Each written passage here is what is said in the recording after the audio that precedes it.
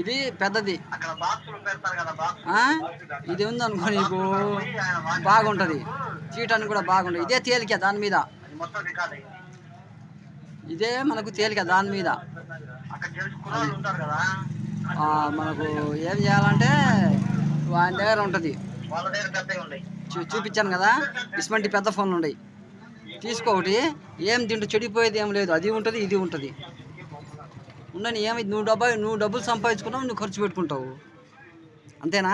మీ పిల్లగాడు పెద్ద బండి తోలుతున్నా, మీ పిల్లగాడు పెద్ద బండి తోలుతున్నాడు కదా, మరి నేర్చుకున్నాడుగా. అయిపోయింది లేదు, అట్నే ఇది కూడా బాగుంటుంది.